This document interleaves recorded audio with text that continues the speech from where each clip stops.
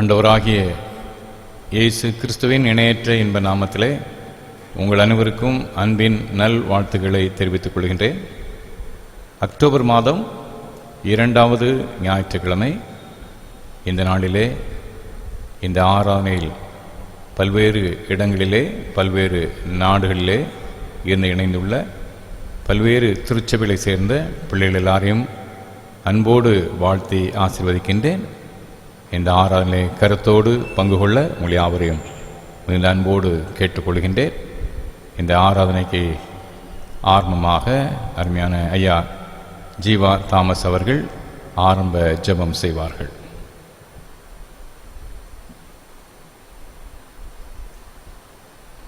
ஜெபம் பண்ண கடவோம். எனக்கு ஒத்தாசை வரும் பர்வதங்களுக்கு நேராக என் கண்களை ஏறெடுக்கிறேன். வானத்தையும் பூமியையும் படைத்த கர்த்தரிடத்திலிருந்து எனக்கு ஒத்தாசை வரும் என்று சங்கீதத்தில் நாங்கள் படிக்கிறபடியே இந்த அருமையான தருணத்திலும் எங்களுக்கு ஒத்தாசை அருளி செய்கின்ற பர்வதமாகிய கர்த்தரை நோக்கி ஆராதிக்கவும் ஆண்டவரை மகிமைப்படுத்தவும் எங்களுக்கு தந்திருக்கிற நல்ல வாய்ப்புக்காக மனதார உம்மை துதிக்கிறோம், உம்மை ஸ்தோத்தரிக்கின்றோம். ஆவியோடும் கருத்தோடும் கர்த்தரை தொழுது சேவிக்க எங்கள் உள்ளிந்திரியங்களை ஆண்டவர் பக்குவப்படுத்தவும், எங்கள் ஆத்துமாவை ஏவி எழுப்பியருளவும், ஆவியிலே நாங்கள் அனல் கொள்ள அருள் புரியவும் ஆண்டவரும் இரட்சகருமாகிய இயேசு கிறிஸ்துவின் நாமத்திலே மிகுந்த மனத்தாழ்மையோடு வேண்டிக் கொள்கின்றோம் எங்கள் நல்ல பிதாவே, ஆமென்.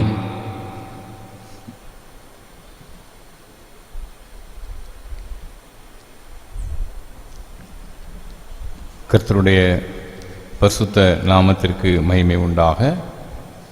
நாம் யாவரும் 587வது 200 ஆண்டு கீதங்களை பாடுவோம். 200 ஆண்டு கீதங்கள் 587வது பாடல் கிறிஸ்து சபை பாமாலை. 375வது பாடல் பாமாலை 375. நீரோடையை மான் வாஞ்சித்து கதரும் வண்ணமாய் என் ஆண்டவா என் ஆத்துமம் தவிக்கும் உமக்காய் என்ற பாடல்.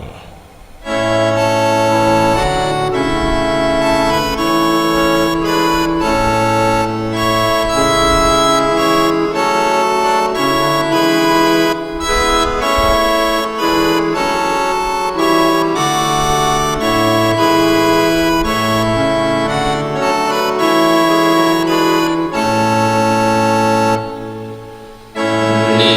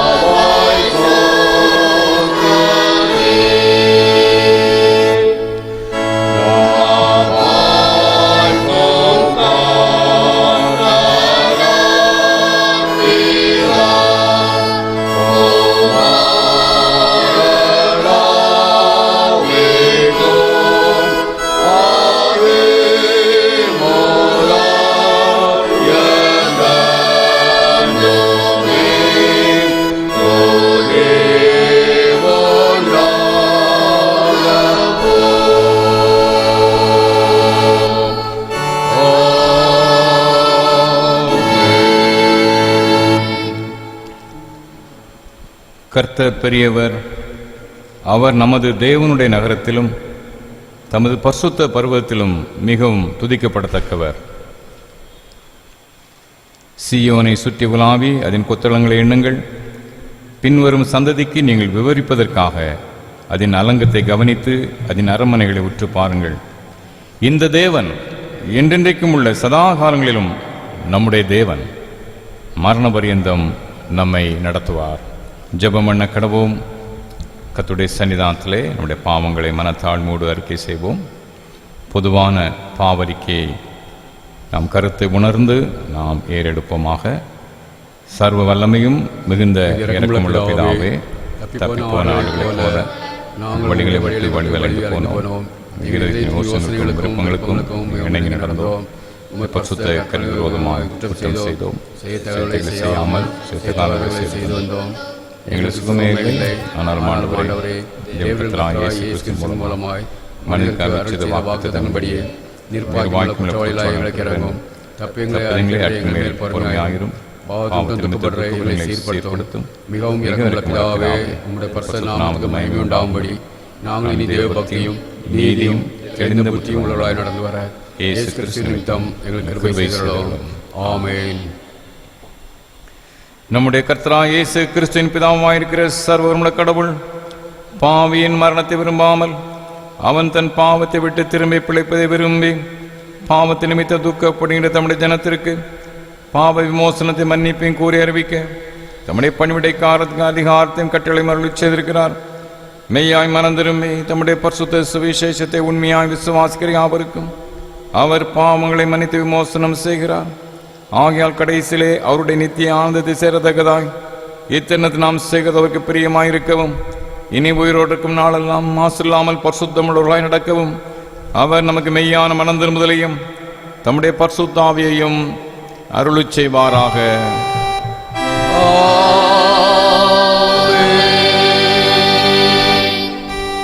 பரமண்டலங்களில் இருக்கிறார்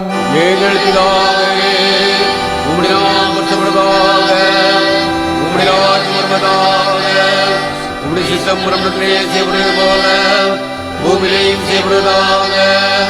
அண்ணல் அப்பத்தை எங்களுக்கு இன்றாரோ எங்களுக்கு விரோதமாக நாங்கள் மன்னிக்கிறது போல எங்கள் குற்றங்களை எங்களுக்கு மன்னியோ. எங்களை சோழனுக்கு பிரவேசிக்கப்படாமல் தீமையை ரட்சித்துக் கொள்ளோ.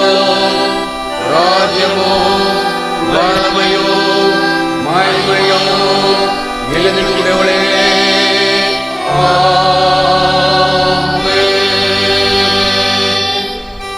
ஆண்டவரே, எங்கள் உதடுகளை திறந்தருளோ. உம்முடைய புகழாய் அறிவிப்போ.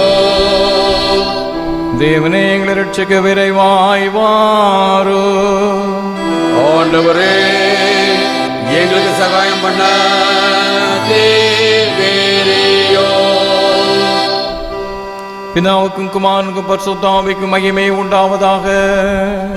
ஆதியிலோ இப்பொழுதோ எப்பொழுதுமான சதா காலங்களிலோ மகிமை உண்டாவதாக.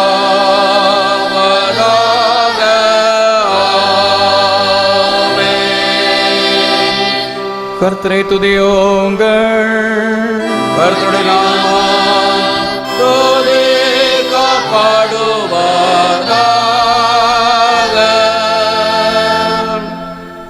முறை முறையாக வாசிக்க வேண்டிய சங்கீதம் 9வது சங்கீதம். சங்கீதம் 9. கர்த்தாவே, என் முழு இருதயத்தோடும் உம்மை துதிப்பேன். உம்முடைய அதிசயங்களை எல்லாம் விவரிப்பேன். உம்மில் மகிழ்ந்து களி கூறுவேன். உன்னதமானவரே, உமது நாமத்தை கீர்த்தனம் பண்ணுவேன். என் சத்துருக்கள் பின்னாக திரும்பும்போது உமது சமூகத்தில் அவர்கள் இடருண்டு அழிந்து போவார்கள். நீரின் நியாயத்தையும் என் வழக்கையும் தீர்த்து நீதியுள்ள நியாயாதிபதியாய் சிங்காசனத்தின் மேல் வீற்றிருக்கிறீர். ஜாதிகளை கடிந்து கொண்டு துன்மார்க்கரை அழித்து அவர்கள் நாமத்தை என்னென்றைக்கும் இல்லாதபடி குலைத்து போட்டீர். சத்துருக்கள் என்னென்றைக்கும் பாழாக்கப்பட்டார்கள். அவர்கள் பட்டணங்களை நிர்மூலமாக்கினீர். அவர்கள் பெயரும் அவர்களோட கூட ஒளிந்து போயிற்று. கர்த்தரோ என்னென்றைக்கும் இருப்பார். தம்முடைய சிங்காசனத்தை நியாய தீர்ப்புக்கு ஆயத்தம் பண்ணினார். அவர் பூச்சக்கரத்தை நியாயாய் தீர்த்து சகல ஜனங்களுக்கும் செம்மையாய் நீதி செய்வார். சிறுமைப்பட்டவனுக்கு கர்த்தர் அடைக்கலமானவர், நெருக்கப்படுகிற காலங்களிலே அவரே தஞ்சமானவர். கர்த்தாவே, உம்மை தேடுகிறவர்களை நீர் கைவிடுவதில்லை. ஆதலால் உமது நாமத்தை அறிந்தவர்கள் உம்மை நம்பியிருப்பார்கள். சீயோனில் வாசம் பண்ணுகிற கர்த்தரை கீர்த்தனம் பண்ணி அவர் செய்கைகளை ஜனங்களுக்குள்ளே அறிவியுங்கள். இரத்த பலிகளை குறித்து அவர் விசாரணை செய்யும் போது அவர்கள் நினைக்கிறார். சிறுமைப்பட்டவர்களுடைய கூப்பிடுதலை மறவார். மரண வாசல்களிலிருந்து என்னை தூக்கி விடுகிற கர்த்தாவே, நான் உம்முடைய துதிகளை எல்லாம் சீயோன் குமாரத்தின் வாசல்களில் விவரித்து உம்முடைய இரட்சிப்பினால் கலிகூறும்படிக்கு தேவரீர் எனக்கு இறங்கி என்னை பயக்கிறவர்களால் எனக்கு வரும் துன்பத்தை நோக்கி பாரும். ஜாதிகள் தாங்கள் வெட்டின குழியில் தாங்களே விழுந்தார்கள். அவர்கள் மறைவாய் வைத்த வலையில் அவர்களுடைய காலே அகப்பட்டு கொண்டது. கர்த்தர் தாம் செய்த நியாயத்தினால் அறியப்படுகிறார்கள். துன்மார்க்கன் கைகளில் சிக்கிக் கொண்டான். துன்மார்க்கரும் தேவனே மறைக்கிற எல்லா ஜாதிகளும் நரகத்திலே தள்ளப்படுவார்கள். எளியவன் என்றைக்கும் மறக்கப்படுவதில்லை. சிறுமைப்பட்டவர்களுடைய நம்பிக்கை ஒருபோதும் கெட்டுப்போவதில்லை.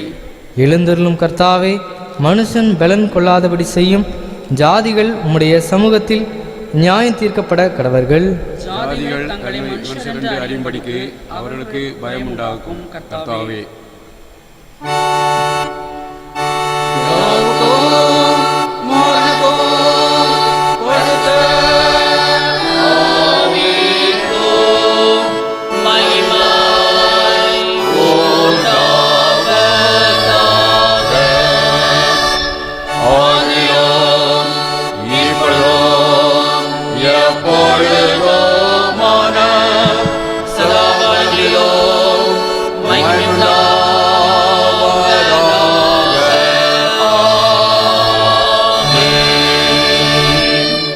தயவுசெய்து அமருங்கள்.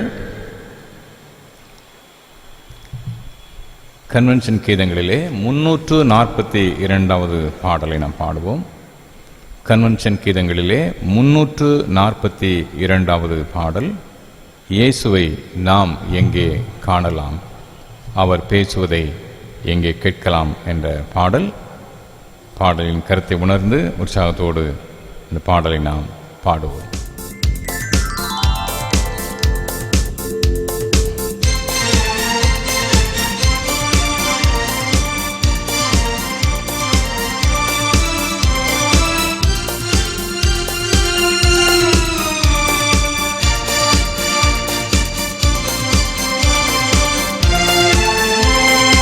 இயேசுவை நாம் எங்கே காணலாம், அவர் பேசுவதை எங்கே கேட்கலாம். இயேசுவை நாம் எங்கே காணலாம், பனி படர்ந்த மலையின் மேலே பார்க்க முடியுமா, கனி நிறைந்த சோலையின் நடுவே காண முடியுமா. இயேசுவை நாம் எங்கே காணலாம், அவர் பேசுவதை எங்கே கேட்கலாம். இயேசுவை நாம் எங்கே காணலாம்.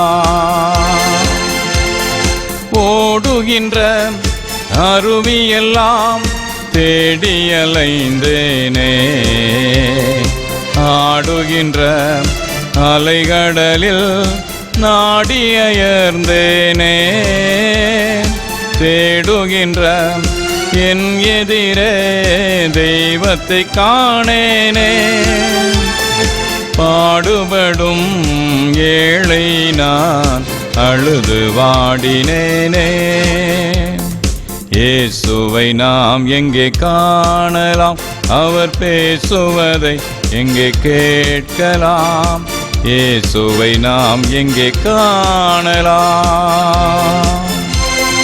வானமதில் பவனி வரும் கார்முகில் கூட்டங்களே, வந்தருளும் இயேசுவையே காட்டிட மாட்டீரோ. காலமெல்லாம் அவனியில் மேல் வீசிடும் காற்றேனே, கர்த்தர் இயேசு வாழுமிடம் கூறிட மாட்டாயோ? இயேசுவை நாம் எங்கே காணலாம்? அவர் பேசுவதை எங்கே கேட்கலாம்? இயேசுவை நாம் எங்கே காணலாம்? கண்ணிரண்டும் புனலாக நெஞ்சம் மணலாக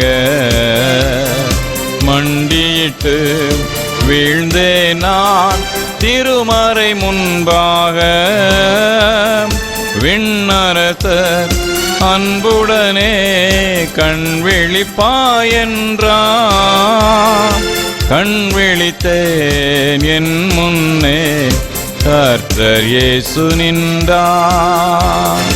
இயேசுவை நாம் எங்கே காணலாம்? அவர் பேசுவதை எங்கே கேட்கலாம்? இயேசுவை நாம் எங்கே காணலாம்? தொடர்ந்து திருமறை பகுதி வாசிக்க கேட்போம்.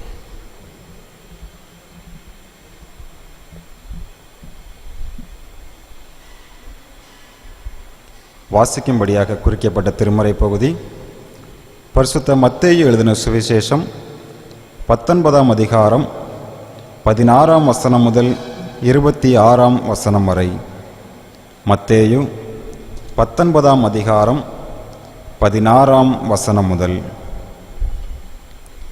அப்பொழுது ஒருவன் வந்து அவரை நோக்கி, நல்ல போதகரே, நித்திய ஜீவனை அடைவதற்கு நான் எந்த நன்மையை செய்ய வேண்டும் என்று கேட்டான். அதற்கு அவன், நீ என்னை நல்லவன் என்று சொல்வானேன்? தேவன் ஒருவர் தவிர நல்லவன் ஒருவனும் இல்லையே. நீ ஜீவனில் பிரவேசிக்க விரும்பினால் கற்பனைகளை கைக்கொள் என்றார். அவன் அவரை நோக்கி, எவைகளை என்று கேட்டான். அதற்கு இயேசு, கொலை செய்யாதிருப்பாயாக, விபச்சாரம் செய்யாதிருப்பாயாக, களவு செய்யாதிருப்பாயாக, பொய் சாட்சி சொல்லாதிருப்பாயாக, உன் தகப்பனையும் உன் தாயையும் கனம் பண்ணுவாயாக, உன்னிடத்தில் நீ அன்பு கூறுவது போல பிறனிடத்திலும் அன்பு கூறுவாயாக என்பவைகளையே என்றார். அந்த வாலிபன் அவரை நோக்கி, இவைகளையெல்லாம் என் சிறு வயது முதல் கை கொண்டிருக்கிறேன், இன்னும் என்னிடத்தில் குறைவு என்ன என்றான். அதற்கு இயேசு, நீ பூரண சற்குணனாய் இருக்க விரும்பினால் போய் உனக்கு உண்டானவைகளை விற்று தரித்திரருக்கு கொடு, அப்பொழுது பரலோகத்தில் உனக்கு பொக்கிஷம் உண்டாயிருக்கும், பின்பு என்னை பின்பற்றி வா என்றார். அந்த வாலிபன் மிகுந்த ஆஸ்தி உள்ளவனாய் இருந்தபடியால் அந்த வார்த்தையை கேட்டபொழுது துக்கம் அடைந்தவனாய் போய்விட்டான். அப்பொழுது இயேசு தம்முடைய சீஷர்களை நோக்கி, ஐஸ்வர்யவான் பரலோக ராஜ்யத்தில் பிரவேசிப்பது அரிதென்று மெய்யாகவே உங்களுக்கு சொல்லுகிறேன். மேலும் ஐஸ்வர்யவான் தேவனுடைய ராஜ்யத்தில் பிரவேசிப்பதை பார்க்கிலும் ஒட்டகமானது ஊசியின் காதிலே நுழைவது எளிதாயிருக்கும் என்று உங்களுக்கு சொல்லுகிறேன் என்றான். அவருடைய சீஷர்கள் அதை கேட்டு மிகவும் ஆச்சரியப்பட்டு, அப்படியானால் யார் இரட்சிக்கப்படக்கூடும் என்றார்கள். இயேசு அவர்களை பார்த்து, மனுஷரால் இது கூடாதுதான், தேவனாலே எல்லாம் கூடும் என்றார் என்பது.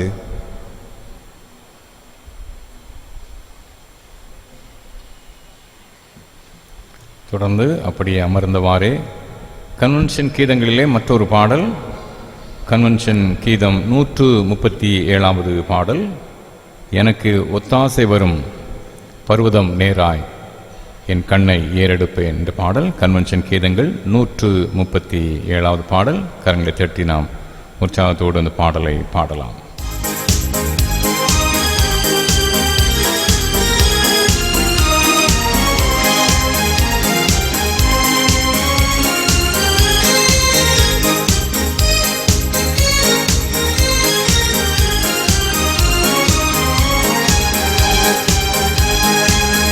எனக்கு ஒத்தாசை வரும் பர்வதம் நேரா என் கண்களை ஏறெடுப்பே.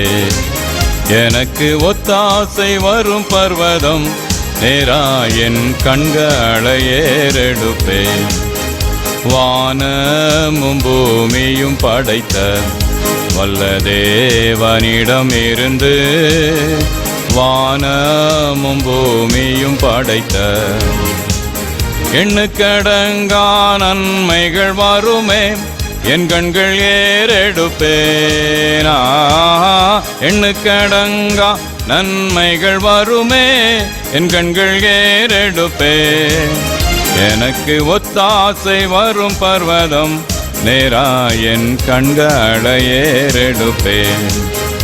மலைகள் பெயர்ந்தகன்றிடினும் நிலை மாறி புவி அகன்றிடினோ, மலைகள் பெயர்ந்தகன்றிடினும் மாறிடுமோ அவர் கிருபை என்னாலும் ஆறுதல் எனக்கு அவரே.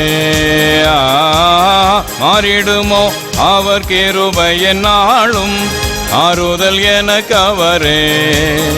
எனக்கு ஒத்தாசை வரும் பர்வதம் நேராயன் கண்களை ஏறெடுப்பேன்.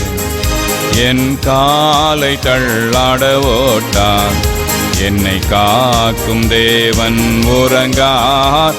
என் காலை தள்ளாட ஓட்டான் இஸ்ரவேலை காக்கும் நந்தேவன் ராப்பகல் உறங்காரே. இஸ்ரவேலை காக்கும் நல் தேவன் ராப்பகல் உறங்காரே. எனக்கு ஒத்தாசை வரும் பர்வதம் நேராயன் கண்களை ஏறெடுப்பேன். வலப்பக்கத்தில் நிழல் அவரே, வழுவாமல் காப்பவர் அவரே. வலப்பக்கத்தில் நிழல் அவரே. சூரியன் பகலில் சந்திரன் இரவில் சேதப்படுத்தாதே. சூரியன் பகலில் சந்திரன் இரவில் சேதப்படுத்தாதே. எனக்கு ஒத்தாசை வரும் பர்வதம் நேராயன் கண்களை ஏறெடுப்பேன். தீங்கும் என்னை அணுகாமல் ஆத்துமாவை காக்கும் என் தேவன். தீங்கும் என்னை அணுகாமல் போக்கையும் வாரத்தையும் பத்திரமாக காப்பாரே இது முதலாயா. போக்கையும் வாரத்தையும் பத்திரமாக காப்பாரே இது முதலா. எனக்கு ஒத்தாசை வரும் பர்வதம் நேராயன் கண்களை ஏறெடுப்பேன். எனக்கு ஒத்தாசை வரும் பர்வதம் நேராயன் கண்களை ஏறெடுப்பேன். நாம் யாவரும் எழுந்து நின்று நம்முடைய விசுவாசத்தை அறிக்கை செய்வோம். வானத்தையும் பூமியையும் படைத்தார்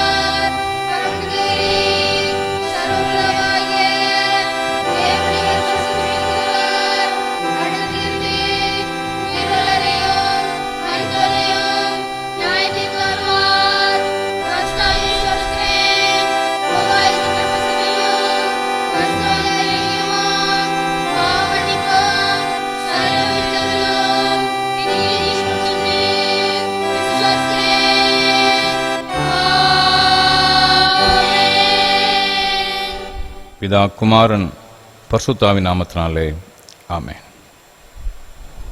ஆண்டவராகிய இயேசு கிறிஸ்துவின் இணையற்ற என்ப நாமத்திலே மீண்டும் உங்கள் அனைவருக்கும் அன்பின் நல் வாழ்த்துக்களை தெரிவித்துக் கொள்கிறேன். கர்த்தருடைய விசேஷத்த ஆசீர்வாதமும் அவருடைய பரிபூர்ணமான கிருபையும் உங்கள் அனைவரையும் தாங்கி வழி நடத்துவதாக. கடந்த மாதம் செப்டம்பர் 25 புகழ்பெற்ற ஒரு திரைப்பட பாடகர் பாலு என்று அழைக்கப்படும் SP பாலசுப்ரமணியம் காலமானார். இந்த செய்தி பல்வேறு ஊடகங்கள் மூலமாக நம்ம எல்லாருமே அறிஞ்சிருப்போம். 10க்கும் மேற்பட்ட மொழிகளிலே 40,000 பாடல்களுக்கு அதிகமாக பாடியவர். ஒரு மொழி, 2 மொழி, 3 மொழி அல்ல, 10க்கும் மேற்பட்ட மொழிகளிலே 40,000 பாடல்கள் வரை பாடிய ஒரு மாபெரும் பாடகன் அவர். அவர் மரித்த பிற்பாடு அவர் எடுத்த ஒரு பேட்டி ஒன்றை நான் சமீபத்தில் பார்த்தேன். 2016 எடுக்கப்பட்ட பேட்டி அது. 2016 வருஷத்தில் எடுக்கப்பட்ட ஒரு பேட்டி. அந்த பேட்டியில் அவர் சில கருத்துக்களை சொல்கிறார். I love my life. I love my life. I have passion for my life. I have passion for my life. I don't want to die. I don't want to die. என் வாழ்க்கையை நான் நேசிக்கிறேன். என் வாழ்க்கையை மிக அதிகமாக நேசிக்கிறேன். நான் சாக விரும்பல என்று சொல்கிறார். 74வது வயசில் அவர் இறந்து போகிறாரு. இது அவருடைய 70வது வயதில் எடுக்கப்பட்ட பேட்டி. அப்போ சொல்கிறாரு, நான் சாக விரும்பலை.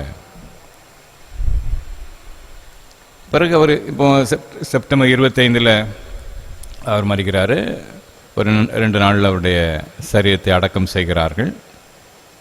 அதைத் தொடர்ந்து ஒரு கண்டோலன்ஸ் ப்ரேயர் மீட்டிங், துக்க நிவர்த்தி ஜெப கூட்டம் ஒன்று வைக்கிறாங்க.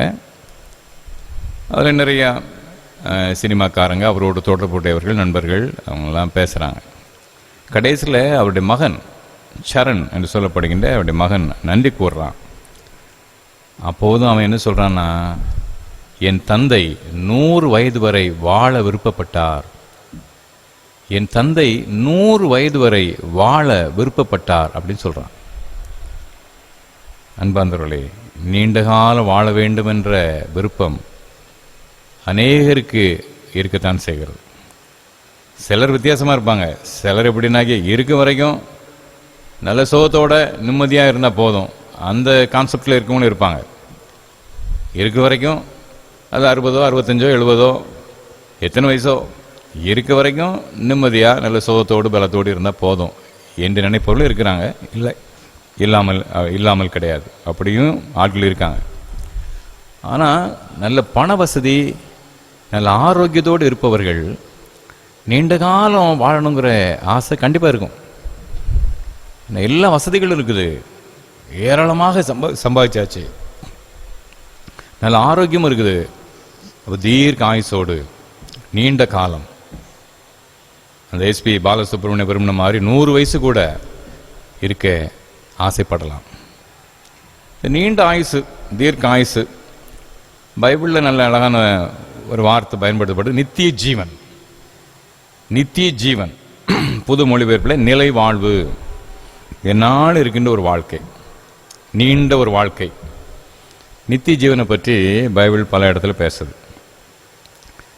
அந்த நித்திய ஜீவனுங்கிற இந்த உலகத்தில் நம்முடைய வாழ்க்கை எவ்வளோ காலம் போகுதோ அது பிற்பாடு இறைவனோடு தொடர்கின்ற வாழ்க்கை இல்லையா. இந்த உலகத்தில் வாழ்கின்ற வாழ்க்கை அதோடு முடிஞ்சு போகலை, பிற்பாடு இறைவனோடு இணைந்து வாழ்கின்ற பரலோக வாழ்வு. ஆக அது தொடர்ந்து யுகாயுகமாக அது தொடர்ந்துக்கிட்டே போகுது, நீண்ட காலம், அதுக்கு எல்லையே கிடையாது. அது ஒரு நிலை வாழ்வு, நிரந்தரமான வாழ்வு, நித்திய வாழ்வு. அதுதான் நித்திய ஜீவன் அப்படின்னு அழைக்கப்படுது. இப்போ இந்த நித்திய ஜீவனை அடைவதற்கு 2 பேர் ஆசைப்படுறாங்க, பார்த்துக்கிடுங்க. அவனுடைய வரலாறு இங்கே சுவிசேஷங்களிலே பதிவு செய்யப்பட்டிருக்குது. ஒருவன் அதை பற்றி சொல்லும்போது லூக்கா எழுதின நற்செய்தி நூல் 10ஆம் அதிகாரம் 25ஆம் வசனத்திலே, அப்பொழுது நியாயசாஸ்திரி ஒருவன் எழுந்திருந்து இயேசுவை சோதிக்கும்படி, போதகரே, நித்திய ஜீவனை சுதந்திரித்துக் கொள்ளும்படிக்கு நான் என்ன செய்ய வேண்டும்? நித்திய ஜீவனை சுதந்திரித்துக் கொள்ள நான் என்ன செய்யணும்? நிலை வாழ்வு வாழணும், இந்த உலகத்திலே நல்ல பூர்ண ஆயுசோடு வாழணும், பிற்பாடு இறைவனோடு இணைந்து அவருடைய அரசியலை வாழணும். இந்த நித்திய ஜீவனை நான் பெறணும், என்ன செய்யணும்? நான் என்ன செய்ய வேண்டும் கேட்கணும். நியாய சாஸ்திரி அப்படின்னோன்னு ஏதோ ஒரு லாயர்னு நினச்சிடறாங்க, ஏதோ வக்கீல் போல நினைக்கிறாங்க. நியாயசாஸ்திரிங்கிறவன் அந்த வேதத்தை விளக்குகின்றவன், எங்களை மாதிரி வேதத்தை விளக்குகின்ற அங்கே பணி செய்கின்றவன், வேத அறிஞன்.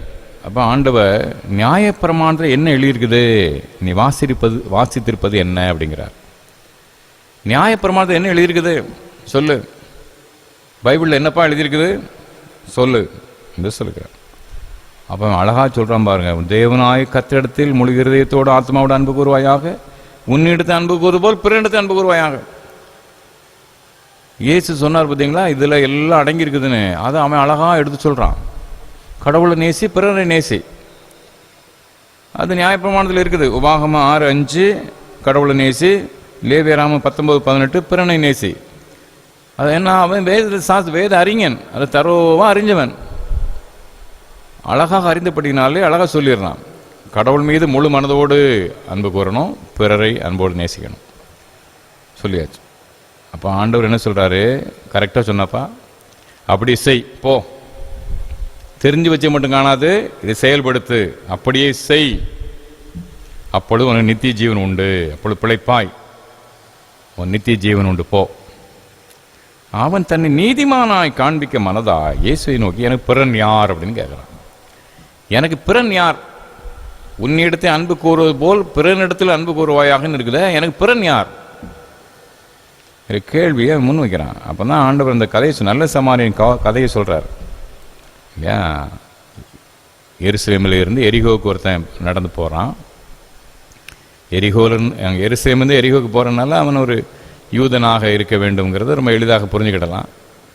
அவன் நடந்து போகிறான், கள்ளர்கள் அவனை தாக்குறாங்க, அவன் காயப்பட்டு கீழே கிடக்கிறான் குற்றவீராக. ஒரு ஆசாரியன் வர்றான், எங்களை மாதிரி ஒரு ஆசாரியன் வந்து பக்கமாய் விலகி போனான். அந்த வழியை வந்து அவனை கண்டு பக்கமாய் விலகி போனான் அப்படி சொல்லு. ஏன் பக்கமாய் விலகி போகிறான்? எண்ணாகமம் 19ஆம் அதிகாரம் 11ஆம் வசனம் இவ்வாறு சொல்லுவது. எண்ணாகமம் 19:11 செத்து போனவனுடைய பிரேதத்தை தொட்டவன் 7 நாள் தீட்டுப்பட்டிருப்பான். இவனை தூக்கிட்டு போகும்போது செத்து போயிட்டான்னு வச்சுக்கிடுங்க. அந்த ஆசாரியன் இவனை தூக்கிட்டு போகிறான். போகும்போது அவன் செத்துட்டான், 7 நாள் தீட்டாக இருக்கணும். 7 நாள் அவன் ஆலயத்தில் பணி செய்ய முடியாது. அவனுடைய ஆலயத்தில் பணி செய்கிற அந்த வாய்ப்பு அவனுக்கு போயிடுது. 7 நாள் போயிடும். அப்புறம் அடுத்த ரவுண்டு எப்போ வருமே தெரியாது. அதனால் ஆலயத்தில் பணி செய்கிற வாய்ப்பை ஏன் இழப்பான, வேண்டாம் போயிடறான், விலகி செல்கிறான். லேவியனுக்கும் அதே சட்டம் தான், அங்கே ஆசாரியனுக்குடைய சட்டம் தான் அவனுக்கும். இதை தவிர இன்னொன்று யோசிச்சிருக்கலாம், அந்த காலத்தில் இந்த காயப்பட்ட மாதிரி கள்ளனே ஒருத்தன் அடிச்சு படுத்து கிடப்பான பார்த்துக்கிடுங்க. கள்ளன் ஒருவனே காயப்பட்ட மாதிரி படுத்து கிடந்து நடிக்கிறது.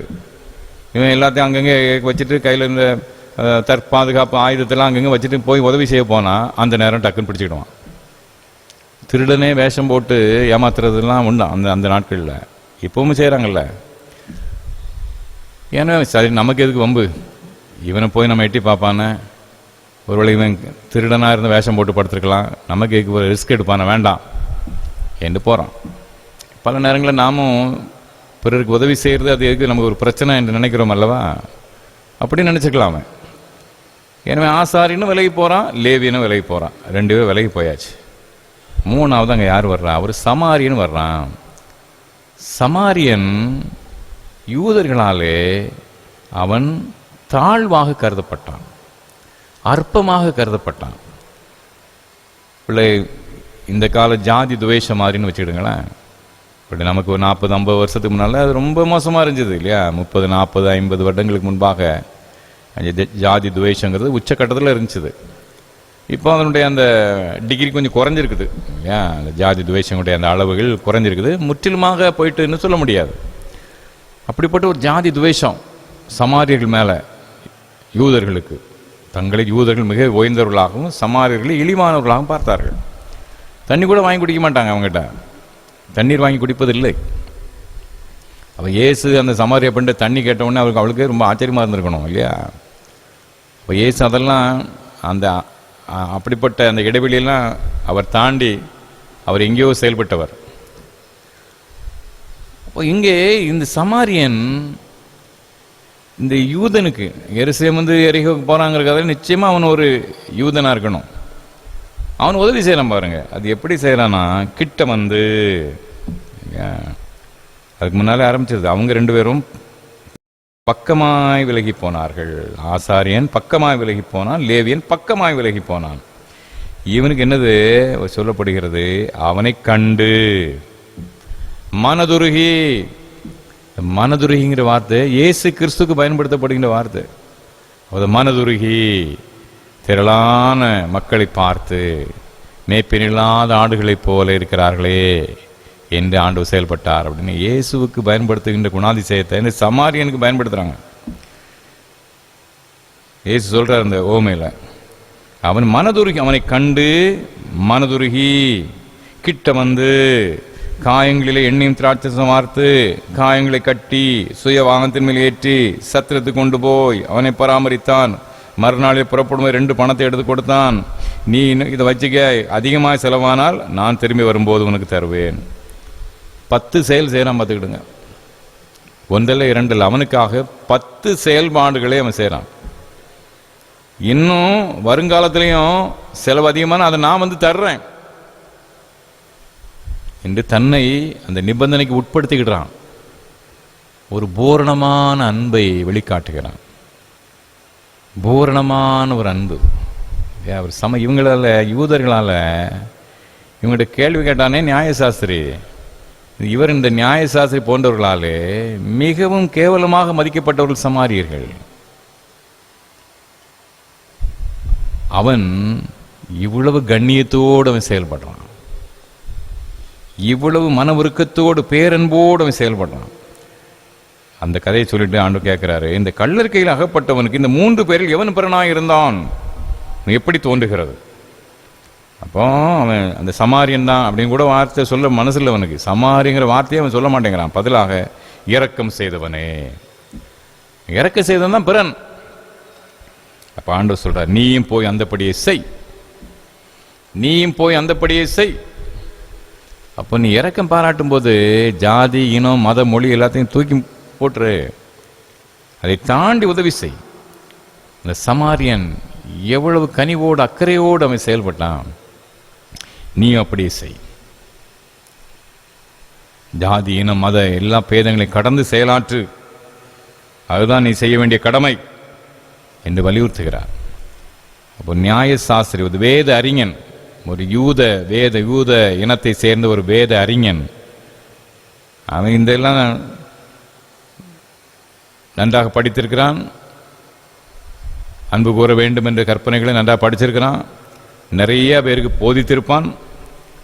ஆண்டவர் சொல்றாரு, நீ அதை செயல்படுத்து, இந்த இன துவேஷங்கள் இல்லாதபடி செயலாற்று.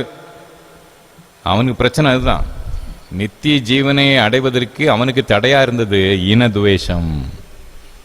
ஆண்டவர் அதை சொல்றார், இன துவேஷங்களை தாண்டி நீ செயல்படு, உன்னுடைய இரக்கமும் உன்னுடைய பேரன்பும் அதை தாண்டி செல்லணும் என்று ஆண்டவர் அங்கே அவனுக்கு சொல்றத நாம் பார்க்கிறோம். அன்பார்ந்த சகோதர சகோதரிகளே, நல்ல சமாரியன் இந்த ஓமை நமக்கு தருகின்ற ஒரு மாபெரும் சவால் அதுதான். நம்முடைய வாழ்விலே நம்ம யாரையாயும் வெறுக்கிறோமா, யாரையாயும் அற்பமாய் நடத்துகிறோமா? அது ஜாதி, இனம், மதம், மொழி எதுவாக இருக்கட்டும், அல்ல வேறு ஏதாவது சண்டை சச்சரவுகள் நிமித்தமாக, மனஸ்தாபங்கள் நிமித்தமாக இருக்கட்டும், எதுவாக இருக்கட்டும், யாரையாகிலும் நாம் வெறுக்கிறோம், அருவருக்கிறோம் என்றால் அதை நாம் நீக்கினால்தான் நித்திய ஜீவனை நோக்கிய அடியெடுத்து நாம் செல்ல முடியும். ஆண்டவர் திட்டமும் தெளிவுமா சொல்றார். இன்னொருத்தர் இதே மாதிரி கேட்கறான், பார்த்துக்கிடுங்க, நித்திய ஜீவன் அடைய என்ன செய்யணும் அப்படின்னு கேட்கறான். மத்தேயு நற்செய்தி நூல் 19ஆம் அதிகாரம் 16ஆம் வசனம். மத்தேயு 19ஆம் அதிகாரம் 16ஆம் வசனத்திலே ஒருவன் வந்து, இந்த ஒருவன் அவன் யார்? ஒருவன்னா யாருன்னா நம்ம 20ஆம் வசனத்தில் அந்த வாலிபன் அப்படின்னு வருது. எனவே ஒரு இளவயது உள்ள வாலிபன். அப்பொழுது ஒரு வாலிபன் வந்து அவரை நோக்கி, நல்ல போதகரே, நித்திய ஜீவனை அடைவதற்கு நான் எந்த நன்மை செய்ய வேண்டும்? அவனே மாதிரி தான் கேள்வின்னு கேட்கான். நித்திய ஜீவனை அடைய நான் என்ன செய்யணும் சொல், எந்த நன்மையை நான் செய்யணும்? இப்போ ஆண்டவர் அழகா சொல்றாரு. என்னெல்லாம் சொல்றாரு? கற்பனைகளை கைக்கொள். நீ ஜீவனில் பிரவேசிக்க விரும்பினால் கற்பனைகளை கைக்கொள். அவன் இயேசு நோக்கி சொல்றான், எவைகளை? கற்பனை இன்னும் நிறைய கற்பனை இருக்குதா? எவைகளை? ஆண்டவர் சொல்றாரா, கொலை செய்யாதே, விபச்சாரம் செய்யாத, களவு செய்யாத, பொய் சாட்சி சொல்லாத, தகப்பனை தாயும் கனம் பண்ணு, உன்னிடத்தில் அன்பு கூறுவது போல் பிறனிடத்தில் அன்பு கூறு. எல்லாமே பிறர் தொடர்பானது மட்டுமே ஆண்டவர் சொல்றாரு. 10 கற்பனையிலையும் கடவுள் தொடர்பான கற்பனை இருக்குது, அதெல்லாம் இயேசு கிறிஸ்து இங்கே சொல்லலை. பிற தொடர்பான, மனுஷன் தொடர்பான காரியங்களே சொல்றாரு. அதுபோல் அன்பு கூறுதலையும் கடவுள்கிட்ட அன்பு கூறுங்கிற கற்பனை இருக்குது, பிறர்கிட்ட அன்பு கூறுங்கிறது இருக்குது. அதுலேயும் கடவுள்கிட்ட அன்பு கூறுங்கிறது ஆண்டவர் இங்கே தவிர்த்து விட்டு பிறரிடத்தில் அன்பு கூறுங்கிறத சொல்கிறார். ஆனால் பிறரை குறித்த ஒரு கரிசனையும் அக்கறையும் இவன் இல்லாதவன் என்பதை ஆண்டவர் புரிஞ்சிருக்கணும். இல்லை அவன் வந்து இறங்குற முறை, அவனுடைய நடை, உடை, பாவனை எல்லாமே ஆண்டவருக்கு அதை காட்டி கொடுத்துருக்கலாம். ஏன்னா பிறர் மீது வைக்கின்ற கரிசனை அக்கறையுமே ஆண்டவர் அவனுக்கு வலியுறுத்துறார். அப்போ அங்கே உன்னிடத்து அன்பு கூறு, பிறனிடத்து அன்பு கூறுவாயாக என்பவைகளே என்றார் சொல்றார். 19 முடிக்கிறார். 20ஆம் வசனம், இவைகளெல்லாம் சிறு வயது முதல் கை கொண்டிருக்கிறேன், இன்னும் என்னிடத்து என்ன குறைவு உண்டு. ஆண்டவரே நீ சொல்றீரே, அந்த கற்பனை எல்லாத்தையும் நான் கடைப்பிடிச்சிக்கிட்டு தான் வாழ்றேன், சின்ன வயசுலேருந்து கடைப்பிடிச்சு வாழ்றேன், எங்க அப்பா அம்மா சொல்லி கொடுத்தது, சிறு வயதிலிருந்தே கற்பனைகளை கடைப்பிடித்து வாழ்கிறேன், என்னிடத்து இன்னும் என்ன குறைவு உண்டு. அப்பா இயேசுக்கு சொல்றார் அழகா, நீ பூரண சற்குணனா இருக்க விரும்பினால் போய் உனக்கு உண்டானவர்களை விற்று தரித்திரருக்கு கொடு, அவள் பரலோகத்தில் பொக்கிஷம் உண்டாயிருக்கு, பின்பு என்னை பின்பற்றி வா. நித்திய ஜீவன் வேணுமாப்பா உனக்கு? உனக்கு இருப்பதை விற்று தரித்திரருக்கு கொடு, பிறகு என்ன பின்பற்றி வா. உன்னை பொறுத்த மட்டும் நித்திய ஜீவன் அடையணும்னா ஒரே வழி, உனக்கு இருப்பதை விற்று தரித்திரருக்கு கொடு. பைபிள் சொல்லுது, அவன் துக்கம் அடைந்தவனாய் போய்விட்டான். இந்த வார்த்தை கேட்டபொழுது துக்கம் அடைந்தவனாய் போய்விட்டான். ஏன்னா அவன் பெரிய தனவந்தன், செல்வந்தன் இல்லையா. அவனை பொறுத்த மட்டும் இங்கே பணம் மிக மிக முக்கியமான ஒரு அம்சம். அதனால தான் 22ஆம் வசனம், அந்த வாலிபன் மிகுந்த ஆஸ்தி உள்ளவனாக இருந்தபடியால், மிகுந்த ஆஸ்தி உள்ளவனாக இருந்தபடியால் இந்த வார்த்தை கேட்டபொழுது துக்கம் அடைந்தவனாய் போய்விட்டான். மிகுந்த ஆஸ்தி. ஆண்ட பிறகு கீழே சொல்றாரு, ஒட்டகமானது ஊசியின் காதில் நுழைவதை விட பணக்காரன் பரலோகத்தில் போகிறது அங்கே ரொம்ப கடினப்பா அப்படிங்கிறார். ஒட்டகம் ஊசியின் காதுக்கு ஏதாவது சம்மந்தம் இருக்கா? போகிறக்கு வாய்ப்பே கிடையாது. அது மாதிரி பணக்காரனும் பரலோகத்துக்கு போகிறதுக்கு வாய்ப்பு கிடையாது என்பதை போல் தான் ஆண்டவருங்க சொல்கிறாரு. சீசர் ஆண்டவரே அப்படின்னா யார் தான் போகிறது? ஆண்டு சொல்ற மனுஷனால் கூடாது, தேவனால் கூடும் அப்படிங்கிறத கடைசியாக சொல்றாரு. ஆனால் பண ஆசைக்கு தங்களை விற்று போட்டவர்களுடைய கதி நித்திய ஜீவனை நோக்கிய பிரயாணத்தில் சங்கடமானது தான். வாலிபன் துக்கம் அடைந்தவனா போயிட்டான் பாருங்க, இல்லையா? துக்கம் அடைந்தவனா போய்விட்டான். 1 தீமோத்தேயு 6:10 பண ஆசை எல்லா தீமைக்கு வேர் அப்படின்னு சொல்லப்படும். பண ஆசை எல்லா தீமைக்கு வேர். அனைத்து தீமைகளுக்கும் அதான் அடிப்படை, பணம். நீ கொஞ்சம் யோசிச்சு பார்த்தா அப்படிதான். நீங்க அநேக நேரங்களில் சில பிரச்சனைகளை உட்கார்ந்து நீங்க பேசி பாருங்க. அந்த பிரச்சனைகளை பேசி பார்க்கும்போது கடைசி அது எங்க வந்து நிற்கும்னாக்கி பணம், சொத்து, ஆஸ்தி அதெல்லாம் வந்து நிற்கும். பார்த்துக்கிடுங்க, பணம் எல்லாத்தையும், பண ஆசை எல்லாத்தையுமே வேறு. சமீபத்தில் ஒரு பொன்மொழி போன்று ஒன்று படித்தேன். பணம் உன் முழங்கால் அளவு மட்டும் இருந்தால் அது உனக்கு கீழ்ப்படியும். பணம் உன் முழங்கால் அளவு மட்டும் இருந்தால் அது உனக்கு பயன்படும், உனக்கு கீழ்ப்படியும். பணம் உன் கழுத்தளவு இருந்தால் அது மூச்சு திணறடித்து உன்னை சாகடிக்கும். பணம் முழங்கால் மட்டும் இருந்தாக்கி அது உனக்கு பயன்படும், நீ சொல்றத கேட்டு கீழ்ப்படியும். கழுத்தளவு இருந்தால் அது உன்னை மூச்சு திணறடித்து சாகடிக்கும் அப்படின்னு ஒரு பொன்மொழியை சமீபத்தில் ஏதோ ஒரு பேப்பரில் வாசித்தேன். அன்பார்ந்தவர்களே, அளவுக்கு மீறி போகும்போது, அளவுக்கு மீறி பணத்தின் மீது ஆசை வைக்கும்போது அது ஆபத்தான். பழைய ஏற்பாட்டில் விக்கிரகம் அப்படின்னா என்னது? பாகால் போன்ற விக்கிரகங்கள், அதான் பழைய ஏற்பாட்டில் விக்கிரகம் என்று அழைக்கப்படுது. பாகால் இது போன்ற நிறைய விக்கிரகம் வணக்கம் இருந்துச்சு. புதிய ஏற்பாட்டில் விக்கிரகம் என்னது? பொருளாசையாகிய விக்கிரக ஆராதனை. கொலோசையர் 3:5. விக்கிரக ஆராதனை ஆகிய பொருளாசை. நாம யாரும் விக்கிரகத்தை வணங்குறது இல்லை, விக்கிரகத்துக்கு முன்னால போய் நாம நிக்கிறது இல்லை. அப்ப விக்கிரக ஆராதனை நமக்கு என்னது? பொருளாசை. விக்கிரக ஆராதனை ஆகிய பொருளாசை. கொலோசையர் 3:5 பவுல் திட்டமும் தெளிவுமாக சொல்லுகின்றார். அன்பார்ந்தவர்களே, பொருளாசை என்ற இந்த மாயத்தில் சிக்கி தவிக்கிறவங்க நிறைய பேர். ஊழியக்காரங்களும் விதிவிலக்கல்ல. எப்படி எப்படி பணத்தை தங்களுக்கு சாதகமாக சம்பாதிக்க வேண்டும் என்பதற்காக எவ்வளவு கெட்டிக்காரத்தனம் வேணுமோ அவ்வளோ கெட்டிக்காரத்தனத்தை பயன்படுத்துகிறாங்க. சில மாதங்கள் முன்பாக ஒரு முறை சொன்னேன், ஒரு 7 வயது உள்ள ஒரு ஊழியக்காரன் பிரைவேட் ஜெட் வாங்கணும் அப்படிங்கிறாரு. நானும் 300 கோடி 400 கோடி செலவழித்து அவருக்கு ஒரு தனிப்பட்ட ஜெட் விமானம் வேணுமா? என்னப்பா பேசுகிற நீ? இந்த இந்திய தேசம் எப்படிப்பட்ட நாடு? சாதாரணமான மக்கள் நிறைந்த ஒரு நாடு, எளிய மக்கள் நிறைந்த ஒரு நாடு. இந்த மக்கள்கிட்ட காணிக்கை உரிந்து கொண்டு அபகரித்து நீ பிரைவேட் ஜெட் வாங்கணுமா? அப்போ அந்த மனது எப்படி இருக்குது பாருங்க. பண ஆசைக்கு தங்களை விற்று போட்டவர்கள். அன்பா அந்த சகோதர சகோதரிகளே, பண ஆசை ரொம்ப ஆபத்தானது. பணத்தை சம்பாதிக்கணும் சம்பாதிக்கணும் சம்பாதிக்கணும், அதான் முழங்காலுக்கு கீழே வச்சுக்கிட்டாக்கி அது உங்களுக்கு பயன்படும். கழுத்துக்கு வந்தால் மூச்சு திணறடித்து சாகடிக்கும். இவன் அப்படிதான் துக்கம் அடைந்தவனாக கடந்து போனான் அப்படின்னு பைபிள் சொல்லுது. அப்போ 2 பேரும் ஒரே கேள்விதான் கேட்குறான். நித்திய ஜீவனை அடைவதற்கு, நித்திய ஜீவனை சுதந்திரத்துக்குள்ள நான் என்ன செய்யணும்? அந்த வேத அறிஞனும் அதே கேள்விதான், இந்த பணக்கார வாலிபனும் அதே கேள்வி ஒன்று தான். ஆனால் ஆண்டவர் 2 பேருக்கு 2 வித்தியாசமான பதில் சொல்றாரு. அந்த வேத அறிஞனுக்கு என்ன சொல்றாரு? நீ இன துவேஷம் பாராட்டாத, ஜாதி இனங்கிற துவேஷம் பாராட்டாம எல்லாரையும் சகோதராக பாவித்து எல்லாருக்கும் உதவி செய் என்று அவன்கிட்ட சொல்றாரு. இவன் பணம் சொத்து ஆஸ்தி இதிலே இருந்தவனுக்கு நீ அதை விற்று தரித்திர கொடு. இந்த பணமும் ஆஸ்தியும் சொத்தும் அது மேல உள்ள அங்கே வைராகிய வாஞ்சியும் உன்னை மூழ்கடிச்சிரும், விற்று தரித்திர கொடுங்கிற. கேள்வி 1, பதில் 2. அன்பா அந்த சகோதர சகோதரிகளை, சமீபத்தில் ஒரு பத்திரிகையில் வாசித்தேன். இன்றைய தினத்தில் உலகத்திலே பெரிய பணக்காரன் அமேசான் என்கிற அந்த நிறுவனத்தின் தலைவர் சொன்ன ஜெஃப் பெசோஸ், அவர் தான் உலகத்திலே முதல் பணக்காரன். அவன் கடந்த ஆண்டில் தன்னுடைய மனைவியை விவாகரத்து பண்ணான். தன் மனைவியை விவாகரத்து பண்ணும்போது அவளுக்கு பெருந்தொகையை அவன் ஜீவனாம்சமாக கொடுத்தான்.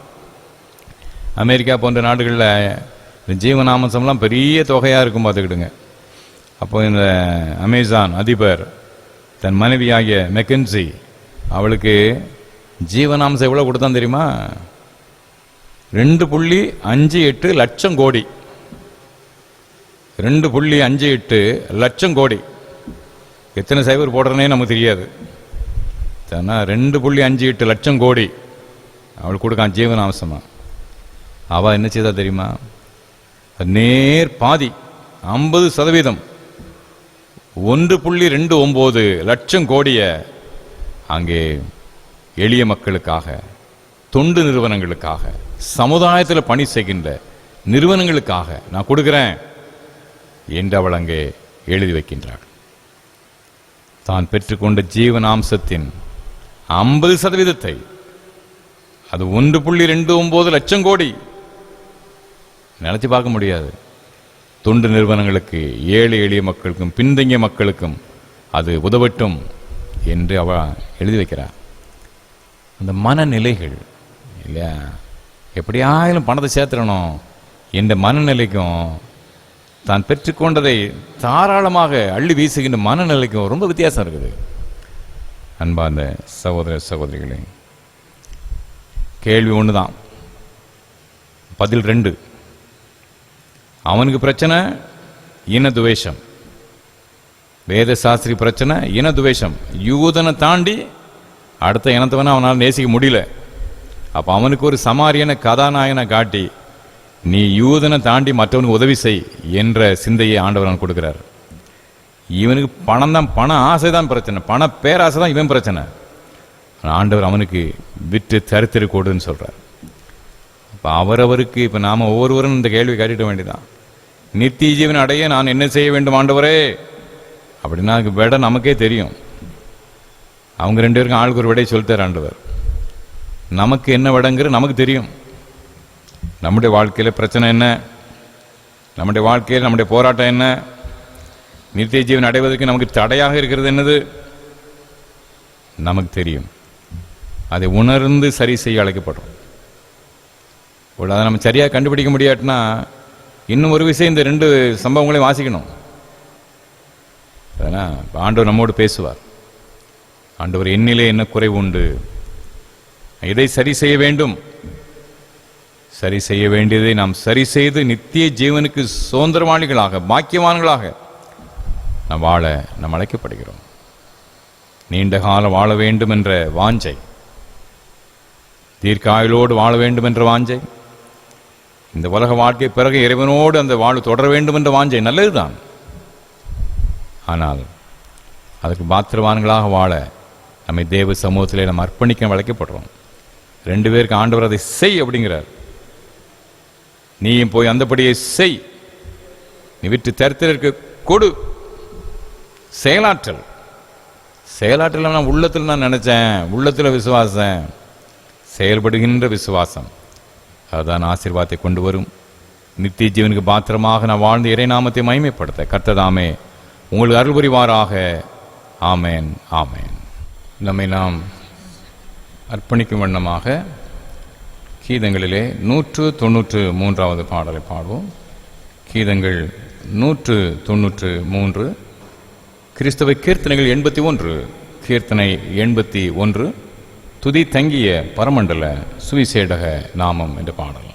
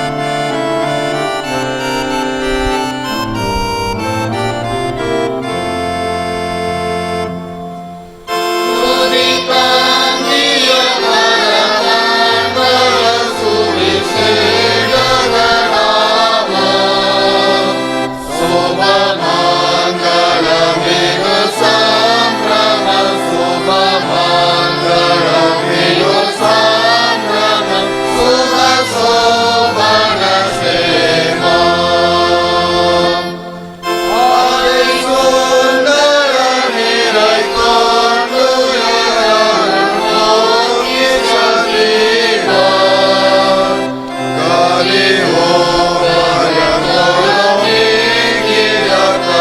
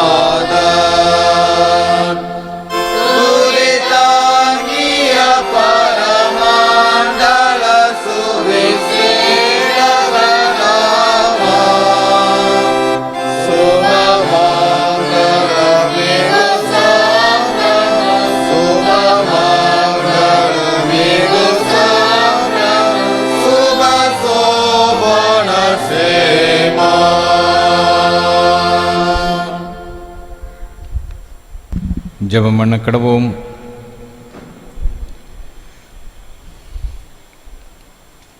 அன்பின் ஆண்டவரே, நன்றியோடுமை ஸ்தோத்திரிக்கின்றோம், உம்மை மகிமைப்படுத்துகின்றோம். உடைய கிருபையினாலும் இரக்கத்தினாலும் நீர் எங்களை நாள்தோறும் நடத்தி வருகின்ற தெய்வமாக இருப்பதற்காக நன்றி. எங்களை அழைத்து நீர் உண்மை உள்ளவராக என்றும் ஆண்டவரை எங்களை வழி நடத்துவதற்காக நன்றி. உடைய வாக்குத்தத்தங்கள் ஆமென்றும் ஆமென் என்றும் எங்களுடைய வாழ்வில் பலிதமாவதற்காக நன்றி. நம் தேவன கர்த்தாவே, இந்த ஆறாரிலே பல்வேறு இடங்களிலே இருந்து இணைந்து பங்கு பெற்ற தேவ ஜனங்கள் ஒவ்வொருவருக்காக ஜெபிக்கிறோம். ஒவ்வொருவரையும் பேர் பேராக குடும்பமாக ஆண்டவர் ஆசீர்வதித்தல் வேண்டும் என்று நான் மன்றாடுகின்றோம். தேவன கர்த்தாவே, நித்திய ஜீவனை சுதந்திரித்துக் கொள்ள நான் என்ன செய்ய வேண்டும்? இந்த ஆண்டவரே, 2 ஆண்டவரே முக்கியமான மக்கள் உம்மிடம் கேட்டார்கள். ஒவ்வொருவருக்கும் ஆண்டவரே அவர்களுடைய தேவைக்கு ஏற்ற பதிலை நீர் குறிப்பிட்டீர். எங்களுடைய வாழ்விலும் நாங்கள் நித்திய ஜீவனை சுதந்திரித்துக் கொள்ள என்ன செய்ய வேண்டும் என்பதை எங்களுக்கு கற்றுத்தாரும். தேவன கர்த்தாவே, நித்திய ஜீவனுக்கு பாத்திரவான்களாக நான் வாழ்கின்ற வாக்கியத்தை நீர் எங்களுக்கு தர வேண்டும் என்று நான் மன்றாடுகின்றோம். இந்த பாரத தேசத்துக்காக ஜெபிக்கிறோம். இந்திய நாட்டை ஆசீர்வதியும். தேசத்தில் இந்த நோய் தொற்று முற்றிலுமாக அகன்று போகட்டும். சகல துறைகளிலும் இந்த தேசம் வளர்ச்சியடைகின்ற பாக்கியத்தை ஏற்படுத்தி கொடுப்பீராக. குறிப்பாக இந்திய சீன எல்லையிலே உள்ள ஆண்டவரே, அந்த பதட்டமான சூழ்நிலைகள் முற்றிலுமாக அகன்று போகட்டும். சமாதானமான இணக்கமான சூழ்நிலைகள் மலர உம்முடைய சமூகத்தில் நான் கெஞ்சுகின்றோம். தேவனை கர்த்தா, மிஷினரி இயக்கங்களை கண்ணோக்கி பாரும். இந்திய தேசம் எங்கும் பணிவிடை செய்கின்ற ஆயிரக்கணக்கான மிஷினரி சகோதர சகோதரிகளை உடைய தெய்வீக பாதுகாவலுக்குள்ளும் பராமரிப்புள்ளும் அர்ப்பணம் செய்கின்றோம். எல்லா நன்மையினாலும் கிருபையினாலும் உடைய பிள்ளைகளை வழிநடத்தும் என்ற டயசிஸை கிருபையாக கண்ணோக்கி பாரும். டோனாவூர் சேகரத்துக்காக, டோனாவூர் திருச்சபைக்காக நன்றி. ஆண்டவர் வெளியிடங்களில் உள்ள எங்கள் சபையின் மக்களுக்காக விசேஷமாக நன்றி செலுத்துகின்றோம். இந்த ஆறாலும் இணைந்து கொள்கின்ற அன்று பல்வேறு சபைகளை சேர்ந்த மக்களுக்காக துதி செலுத்துகின்றோம். ஏராளமான திருச்சபையின் பிள்ளைகள் ஆண்டவரே இந்த ஆறால் இணைந்து எங்களோடு பங்கு பெறுகின்றார்கள். நம்முடைய பிள்ளைகள் ஒவ்வொருவரையும் திருக்கரம் தொட்டு ஆசீர்வதியும். விசேஷமாக ஆண்டவரே இந்த ஆராதனையை ஸ்பான்சர் ஒளிபரப்புவதிலே ஸ்பான்சர் செய்கின்ற அன்பு குடும்பத்தாரை அறிவீர். ஏற்ற பலனை ஆசீர்வாதத்தையும் நீர் பெருக பண்ண நான் மன்றாடுகின்றோம். இந்த கிருபையினால் இரக்கத்தினாலும் நீர் எங்களை வழி நடத்துவீராக. தேவனை கர்த்தாவே, எங்கள் சிறு பிள்ளைகளை கண்ணின் மணியைப் போல நீர் பாதுகாத்து வளர்த்து தாரும். வாலிப தம்பி தங்களுடைய வருங்கால திட்டங்களை நீர் வகுத்து கொடுப்பீராக. ஆண்டவர் பெரியவர்கள் தாய்மார்கள் எல்லாரையும் ஆசீர்வதியும். வயது முதிர்ந்த மக்களுடைய பலவீனங்களில் பலன் தாங்க மன்றாடுகின்றோம். அயலிடங்கள் அயல் நாடுகளில் உள்ள பிள்ளைகள் நல்ல செய்திகள் வரத்தக்கதாக அனுகிரகம் செய்வீராக. வியாதிகளில் பலவீனங்களில் கஷ்டப்படுற பிள்ளைகளுக்கு வேண்டிய நல்ல சரீர சோத்தை பலத்தை சம்பூர்ணமாக நீர் கட்டளிட வேண்டும் நான் ஜெபிக்கிறோம். குடும்பங்களிலே சமாதான குறைவுகள் உள்ள பிள்ளைகளுக்கு விசேஷமாக ஜெபிக்கிறோம். குடும்பங்களை நீர் ஆளுகை செய்வீராக. தெய்வீக சமாதானத்தை குடும்பங்களிலே கட்டளையிடும்.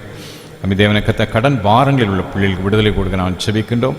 ஆண்டவர் திருமண வாழ்வுக்காக, வேலை வாய்ப்புக்காக காத்துக்கின்ற பிள்ளைகள் வாழ்விலே இந்த மகத்துவமான காரியங்களை தேவரை செய்து நிறைவேற்றுவீராக. மீண்டும் துதி செலுத்தும் ஐயா, ஸ்தோத்திரம் செலுத்துகின்றோம். ஆண்டவரே, நித்திய ஜீவனை சுதந்திரித்துக் கொள்ள என்ன செய்ய வேண்டும் இந்த கேள்விக்கு இந்த பிறர் மீது அக்கறை கொண்டவர்களாக வாழ வேண்டும் என்ற சத்தியம் ஆண்டு பறை சாட்டப்பட்டது. நாங்கள் ஆண்டவரே எப்போதும் சுயநலம் கொள்கின்ற மக்களாக இல்லாதபடி பிறநலம் நாடுகின்ற மக்களாக வாழ்கிற பாக்கியத்தை நீர் எங்களை ஏற்படுத்தி கொடுப்பீராக. உன்னத நன்மையினாலே நீர் எங்களை ஆண்டு கொள்ளும். நினைப்பதற்கு வேண்டிக் கொள்ளும் அதிகமான நன்மைகளை நீர் எங்களை தந்து நாடோறும் கத்ததாமே எங்களை கரம்பிடித்து ஆசீர்வதிக்க வேண்டும் என்று இயேசு கிறிஸ்து மூலம் மிகுந்த மனத்தாழ்மையோடு வேண்டிக் கொள்கின்றோம் பரமபிதாவே.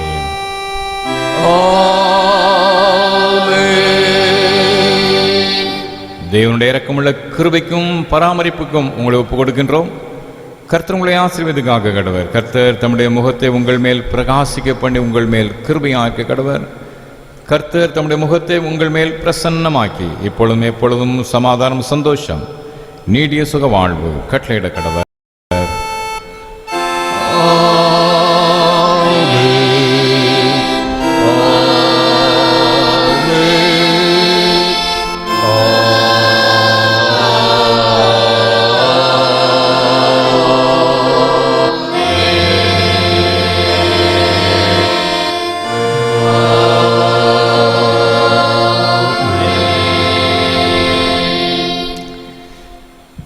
நிறைவு கீதமாக கீதங்கள் 592 பாடும்.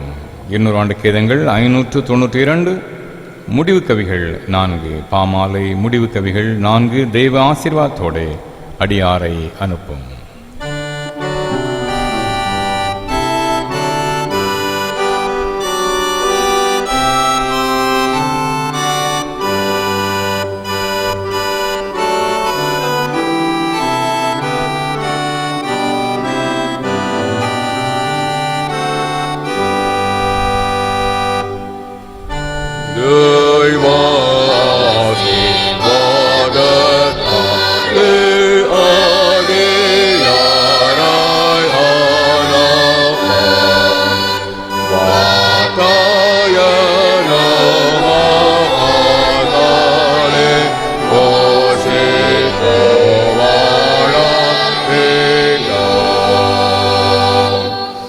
இப்போதோமாய் தெளிவாயோ மாறாதார போதேயோ மோச்சலோகதி காலிதோ ஓமாய் மாழ்திதோடோ